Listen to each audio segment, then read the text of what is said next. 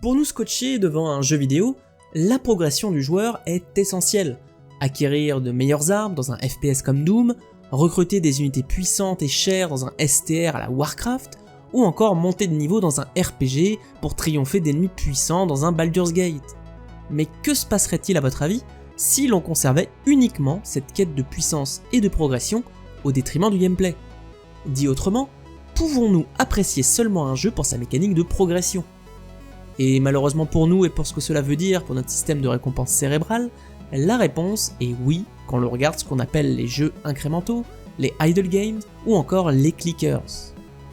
Cliquer sur un cookie pour avoir des ressources dans Cookie Clicker, voir des jauges se remplir toutes seules dans Adventure Capitalist, attendre plusieurs heures réelles pour la construction d'un bâtiment dans un jeu de stratégie multijoueur à la Clash of Clans.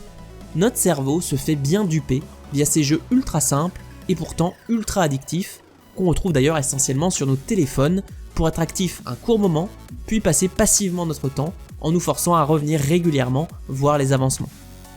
Est-ce à dire que ces softs sont inintéressants et de simples pertes de temps? C'est ce que nous allons voir dans ce 4e épisode de Captain Cast consacré au rapport entre le temps et le jeu vidéo. Dans toutes nos actions de vie, le système de récompense cérébrale nous pousse à réaliser certaines actions susceptibles de provoquer du plaisir, que ce soit écouter de la musique, méditer, lire un livre, faire l'amour, manger ou bien dormir. La sécrétion de dopamine et des autres hormones du même genre peuvent par ailleurs être manipulées, via par exemple l'usage de drogue. En tout état de cause, le jeu vidéo est une activité qui provoque du plaisir, que ce soit de vaincre un adversaire puissant dans Elden Ring ou aller au bout d'une histoire palpitante dans Detroit Become Human. Seulement, pour qu'il y ait jeu, cela implique un certain nombre d'éléments de gameplay, comme nous le rappelons dans le tout premier épisode de Captain Cast consacré aux jeux vidéo. On trouve par ailleurs, au fil de l'évolution des jeux vidéo, des thèmes récurrents pour provoquer le plaisir et donner envie aux joueurs de continuer l'aventure. Je peux prendre 2 exemples. Le nombre accru de mécaniques de RPG dans tous les softs ces dernières années, qui rajoutent des niveaux et des arbres de compétences, y participe à moindre frais à un sentiment de progression du joueur. Ou encore, et plus intéressant pour notre sujet, le fait de voir des chiffres de plus en plus hauts dans nos dégâts, comme dans un Borderlands. Un exemple récent particulièrement marquant est d'ailleurs Vampire Survivors en 2021, dont le gameplay réside uniquement à bouger un personnage et à choisir un build pendant une demi-heure, mais qui nous bombarde de nombres croissants à l'écran, au milieu d'une multitude d'effets dus à nos armes, au milieu d'une multitude d'ennemis qu'on trucide par paquet de 10, provoquant un certain hypnotisme du joueur, capable d'enchaîner les parties, même avec un gameplay aussi pauvre. Pour ma part, je me sens d'ailleurs généralement vidé par les Vampire Survivors-like, comme si ma dose de plaisir s'était épuisée comme neige au soleil.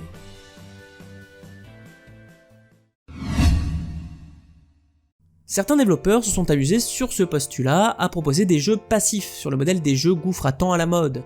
Progress Quest en 2002 vise ainsi à imiter le MMORPG EverQuest de 1999, à la seule différence que le personnage virtuel de Progress Quest vit sa vie sans nous, sans que nous ayons la moindre interaction, questionnant le rapport du joueur à la virtualité. Seulement, le jeu n'est qu'une expérience, qui sera confrontée vite à une nuée de jeux flash qui vont reprendre le concept, avec comme principale différence de rajouter un zeste d'interaction. Le joueur doit en effet récupérer ses récompenses, comme dans le à la fois bien et mal nommé Anti-Idle en 2009, qui reprend le même principe d'avancement passif, sauf que le joueur doit récupérer son expérience en cliquant de manière active, puis en achetant des moyens d'automatiser ses clics, le poussant finalement à une courte activité pour une dose de gameplay basique, puis à être à nouveau passif pour laisser le jeu tourner en arrière-plan, avec cette envie quand même de revenir régulièrement pour voir les progrès et acheter plus d'améliorations qui vont permettre d'accélérer la cadence. La mécanique de l'idle game dans toute sa splendeur. Au-delà de ces premières occurrences, on trouve également les jeux de stratégie par navigateur, ancêtres des jeux de stratégie par mobile à la Clash of Clans. Pour les anciens, un O-Game de 2002 ou un Forge of Empires de 2012 nous faisait construire des bâtiments et unités militaires et nous battre contre d'autres joueurs, et il fallait attendre des heures ou des jours pour arriver au bout des recrutements et des constructions, poussant le joueur avide de résultats à se reconnecter souvent pour relancer ses productions. Dans tous les cas, d'O-Game à Anti-Idle, ces expériences suffisent à montrer que le joueur aime la progression. C'est la raison pour laquelle on parle de jeux incrémentaux, où les nombres augmentent graduellement, voire exponentiellement. S'il suffit donc de faire des softs où il faut cliquer pour remplir des barres pour provoquer le plaisir, il n'y a pas de besoin spécifique d'avoir des graphismes dernier cri. Parfois de simples tableurs Excel suffisent, comme Swarm Simulator, reposant en partie sur l'imagination du joueur et la hausse exponentielle de créatures et de territoires. Mais il faut aussi donner aux joueurs l'envie de revenir régulièrement. Pour ce faire, il existe des mécaniques d'univers, de progression et de gameplay. Pour la partie univers, il peut s'agir par exemple de systèmes que l'on découvre au fur et à mesure. Dans Candy Box en 2013, on commence de manière loufoque par générer des bonbons, puis ces bonbons nous servent à augmenter nos points de vie, puis les sucettes donnent des fermes à sucettes, puis il faut vaincre des ennemis dans différents niveaux. Le tout avec uniquement des clics et des ressources générées chaque seconde. Dans A Dark Room en 2013, avec une ambiance plus pesante, on commence par alimenter un feu, jusqu'à diriger un village tyrannique et explorer la campagne avec des armes sophistiquées. Cet univers peut également nous pousser à la réflexion, comme la mécanisation à outrance d'Universal Paperclips en 2017, où une IA génère des trombones, puis finit par aller trop loin dans cette génération, jusqu'à en recouvrir l'univers. Pour la partie progression, il faut qu'elle soit suffisamment addictive pour que le joueur revienne. Si on laisse le jeu en arrière-plan de manière passive, on récolte des ressources qu'on doit ensuite dépenser de manière active pour générer de nouvelles ressources. Mais il faut pour intéresser le joueur donner sans cesse de nouvelles améliorations. Ça peut être plus de production, une amélioration de la production existante, un nouveau palier de production, ou même une automatisation de toutes ces actions. Plus les récompenses sont variées, plus le joueur est intéressé, comme dans le fameux et terrifiant Cookie Clicker de 2013, où tout finit par devenir un cookie. Pour la partie gameplay, elle est souvent ultra basique, à l'image de ce qu'on appelle les clickers, où la progression se fait au clic, et qui consiste, outre le fait d'acheter par clic des améliorations, de pouvoir cliquer quelque part pour améliorer la production, ou vaincre des ennemis, comme dans Clicker Heroes de 2014. Cette mécanique vise évidemment à être remplacée par des systèmes de progression plus avancés et automatisés dans la plupart des jeux. Certains idle games proposent en outre quelques briques simplistes de gameplay, comme monter un build à la Path of Exile dans Farmer Against Potatoes Idle de 2022. Ce dernier jeu montre d'ailleurs qu'une partie graphique peut aider au succès d'un jeu incrémental. Les jeux incrémentaux forment donc une forme très casual du gaming, un jeu sans difficulté où on prend très rapidement du plaisir à voir des barres se remplir de plus en plus vite. Si on peut mêler en plus un univers, une progression intéressante et un zeste de gameplay, cela peut donner de belles expériences. Mais d'un autre côté, cela rend aussi ces jeux très addictifs. Si on parle souvent du bénéfice de certains jeux vidéo sur la cognition, comme l'attention à l'espace dans un jeu de tir, ou de la réflexion stratégique dans un jeu tactique, ici, on ne retrouve qu'une partie purement ludique de passage de temps, sans obstacle à vaincre, sans histoire à délivrer, sans autre chose que des barres et du plaisir.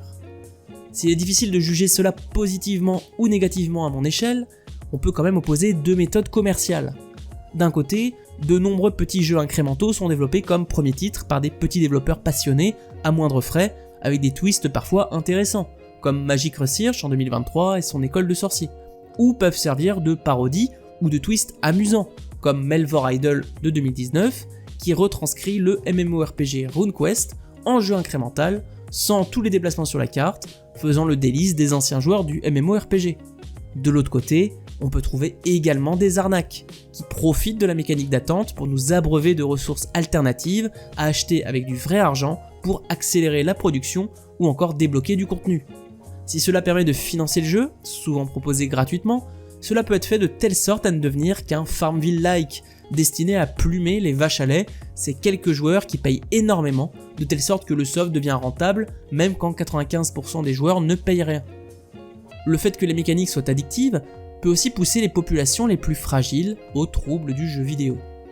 En définitive, malgré sa simplicité, je ne pense pas que les idle games soient à mettre dans toutes les mains, même s'il peut être toujours sympathique de temps en temps de nous rappeler que nous ne sommes que des êtres humains animés de plaisir, et que celui-ci peut juste passer à voir des barres se remplir dans un jeu incrémental à l'univers délirant et à un gameplay en tiroir.